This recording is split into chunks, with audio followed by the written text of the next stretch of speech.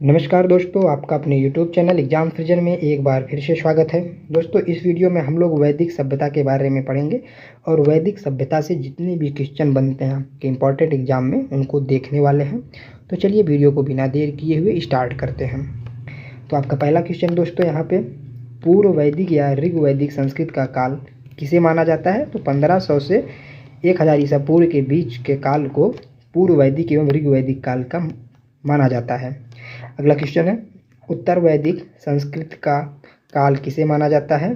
तो 1000 ईसा पूर्व से 600 ईसा पूर्व के बीच को उत्तर वैदिक संस्कृति काल माना जाता है। ओके। अगला क्वेश्चन है, आर्य शब्द का शाब्दिक अर्थ है। आर्य शब्द का शाब्दिक अर्थ क्या है?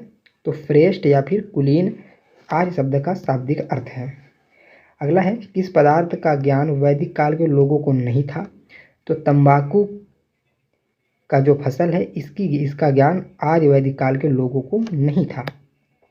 अगला है, उत्तर वैदिक काल के वेद विरोधी और ब्राह्मण विरोधी धार्मिक अध्यापकों को किस नाम से जाना जाता था? तो उनको श्रमण नाम से जाना जाता था, जो कि वेद विरोधी और ब्राह्मण विरोधी होते थे। ओके। अगला क्वेश्चन है आपका, वैदिक गणित का महत्वपूर्ण अंग क्या है? तो वैदिक गणित का महत्वपूर्ण अंग आपका शुल्ब सूत्र है। ओके। अगला क्वेश्चन है, किस वेद में प्राचीन वैदिक युग की संस्कृति के बारे में सूचना दी गई है? तो ऋग्वेद में आपको प्राचीन वैदिक युग के वाक्य संस्कृति के बारे में सूचना दी गई है। अगला है, वेदों की संख्या कितनी है? तो 4 वेद होते हैं। अगला है आपका, भारत के राजज में प्रयुक्त होने वाले शब्द सत्यमेव जयते किस उपनिषद से लिया गया है? तो मुंडक उपनिषद से लिया गया है सत्यमेव जयते। सत्यमेव जयते कहाँ से लिया गया है? मुंडक उपनिषद से लिया गया है। अगला है आपका, ऋग्वैदिक आर्यों का मुख्य व्यवसाय क्या था? तो ऋग्वैदिक आर्यों का मुख्य व्यवसाय पशुपालन था। अगला है, भारतीय संगीत का आदि ग्रंथ कहा जाता है किसको? सामवेद को कहा जाता है। ओके। अगला क्या है कि यहाँ पर हम लोग प्रमुख दर्शन और उसके प्रवर्तक के नाम के बारे में जानेंगे। ओके। तो यहाँ पे देखिए, जो सांख्य दर्शन है या इसके प्रवर्तक कौन है? कपिल हैं। न्याय के गौतम हैं। चार्वक के चार्वक ही है। योग दर्शन के पतंजलि हैं इसके प्रवर्तक। पूर्व मीमांसा के जैमिनी हैं। ओके। उत्तर मीमांसा के बदरायण हैं। उत्तर मीमांसा के बदरायण हैं और पूर्व मीमांसा के जैमिनी हैं और वैशेषिक के कड़ाद हैं। ओके। चलिए अगला क्वेश्चन है, प्रथम विधि निर्माता कौन है? तो प्रथम विधि निर्माता मनु है। ओके। चलिए अगले क्वेश्चन पे चलते हैं। आपका जस्ट 1 मिनट। अगला क्वेश्चन आपका है यहाँ पे दोस्तों, भक्ति काल कृष्ण भक्ति का प्रथम एवं प्रधान ग्रंथ क्या है? कृष्ण भक्ति का प्रथम एवं प्रधान ग्रंथ आपका श्रीमद् भगवत गीता है। अगला है, ऋग वैदिक में संपत्ति का प्रमुख स्रोत क्या है? तो गोधन आपका प्रमुख स्रोत है। ऋग्वैदिक के किस मंडल में सूत्र का उल्लेख पहली बार मिलता है? तो 10वें मंडल में शूद्रों का उल्लेख पहली बार मिलता है। वेदों की ऋचाओं को पढ़ने वाले ऋषि को क्या कहते हैं? होरोत कहते हैं। अगला है, ऋग्वेद का संबंध किससे है? तो ऋग्वेद का संबंध ईश्वर महिमा से है। अगला है, ऋग्वेद का संबंध किससे है? ईश्वर महिमा से है। ऋग्वेद में कुल कितने मंडल हैं? तो आपके 10 मंडल हैं ऋग्वेद में। ऋग्वेद में कुल कितनी सूक्तियां हैं? तो 1028 सूक्तियां हैं। ऋग्वैदिक की कुल ऋचाएँ कितनी हैं? तो 10,580 हैं। ऋग्वैदिक में इंद्र के लिए कितनी ऋचाएँ हैं? तो 250 ऋचाएँ इंद्र के लिए हैं।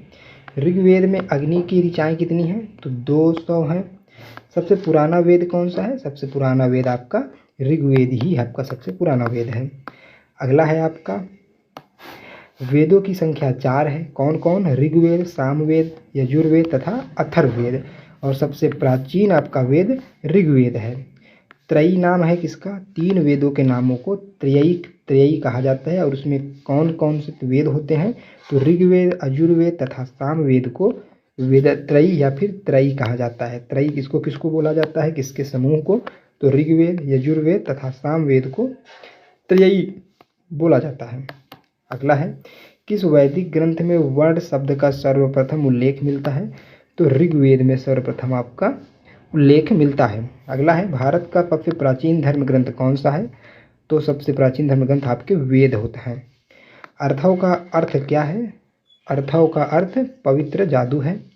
पूर्व मीमांसा दर्शन के प्रतिपादक कौन है? तो जैमिनी आपके पूर्व मीमांसा के प्रतिपादक हैं और उत्तर मीमांसा के बदरायण हैं। ओके, सबसे प्राचीन पुराण कौन सा है? तो मत्स्य पुराण सबसे प्राचीन पुराण है आपका। ब्राह्मण ग्रंथों में सबसे प्राचीन ग्रंथ कौन सा है? तो शतपथ ब्राह्मण आपका सबसे प्राचीन ग्रंथ है ब्राह्मणों में। अगला है आपका, वर्ण व्यवस्था से संबंधित पुरुष सूक्त मूलतः पाया जाता है किसमें? ऋग्वेद में पाया जाता है। गोपथ ब्राह्मण संबंधित है किससे? अथर्ववेद से संबंधित है। उपनिषदों का मुख्य विषय क्या है? दर्शन है उपनिषदों का मुख्य विषय। नचिकेता आख्यान का उल्लेख मिलता है कहाँ पे? कठोपनिषद में मिलता है। पुराणों की संख्या कितनी है? तो टोटल पुराणों की संख्या आपकी 18 है। ओके, चलिए अगला है आपका, वैदिक धर्म का मुख्य लक्षण किसकी उपासना से था? तो वैदिक धर्म का मुख्य लक्षण उपासना किसकी? प्रकृति की उपासना से था। किस देवता के लिए ऋग्वेद में पुरंदर शब्द का यूज हुआ है? तो इंद्र के लिए पुरंदर शब्द का यूज हुआ है। शूल सूत्र किस विषय से संबंधित पुस्तक है? तो ज्यामिति से संबंधित पुस्तक है। अष्टोमा सदगमय कहाँ से लिया गया है? तो अष्टोमा सदगमय आपका ऋग्वेद से लिया गया है। अगला है, आज भारत से बाहर आए और सर्वप्रथम बसे थे कहाँ पर? पंजाब में बसे थे। अगला है, ऋग्वेद का कौन सा मंडल पूर्णतः सोम को समर्पित है? तो 9वां मंडल आपका सोम को समर्पित है। प्रसिद्ध 10 राजाओं का युद्ध दशराज युद्ध किस नदी के तट पर हुआ था? तो पुरुषणी नदी के तट पर हुआ था। अगला है आपका, धर्मशास्त्रों में भूराजस्व की दर क्या है? 1/6 आपका भूराजस्व का दर है। 800 ईसा पूर्व से 600 ईसा पूर्व का काल किस युग से जुड़ा है? तो ब्राह्मण युग से जुड़ा है। आरंभिक वैदिक साहित्य में सर्वाधिक वर्णित नदी कौन है? तो सिंधु सबसे ज़्यादा बार वर्णित की गई नदी है। ओके, चलिए अगले क्वेश्चन पर चलते हैं। अगला क्वेश्चन है आपका है, उपनिषद काल के राजा अश्वपति कहाँ के शासक थे? तो अश्वपति कहाँ के शासक थे दोस्तों? तो केकय के आपके राजा अश्वपति थे। अगला है, अध्यात्म ज्ञान के विषय में नचिकेता और यम का संवाद किस उपनिषद में प्राप्त होता है? तो कठोपनिषद में प्राप्त होता है। किसका? आत्मज्ञान के विषय में नचिकेता और यम का संवाद। वैदिक नदी कुंभा काबुल का स्थान कहाँ पे निर्धारित होना चाहिए? अफगानिस्तान में है आपकी काबुल नदी। अगला है, कपिल मुनि द्वारा प्रतिपादित दार्शनिक प्रणाली है सांख्य दर्शन आपकी प्रतिपादित दार्शनिक प्रणाली है। भारत के किस स्थल पे खुदाई से लौह धातु के प्रचलन में प्राचीनतम प्रमाण मिले हैं? तो अंतरजिखेड़ा से आपके लौह के प्राचीनतम प्रमाण मिले हैं। कहाँ से? अंतर्राजी खेड़ा से। अगला है, किस काल में अछूत की अवधारणा स्पष्ट रूप से उदित हुई थी? धर्मशास्त्र के काल में। गायत्री मंत्र देवी सावित्री को संबोधित किस पुस्तक में मिलता है? ऋग्वेद में मिलता है। अगला है, न्याय को प्रचारित किया था किसने किया था? गौतम ने किया था। प्राचीन भारत में निष्क के नाम से जाने जाते थे। इस स्वर्ण आभूषण को हम लोग निष्क के नाम से जानते थे प्राचीन भारत में। योग दर्शन के प्रतिपादक कौन है? तो योग दर्शन के प्रतिपादक पतंजलि हैं। उपनिषद पुस्तकें हैं किस पर लिखी गई हैं? दर्शन पर लिखी गई हैं। पूर्व वैदिक आर्यों का मुख्य धर्म क्या था? तो प्रकृति पूजा और यज्ञ का क्या था? प्रमुखता था धर्म का। आचार संहिता नामक पुस्तक किस विषय में है? तो आचार संहिता नामक पुस्तक चिकित्सा के बारे में लिखा गया है।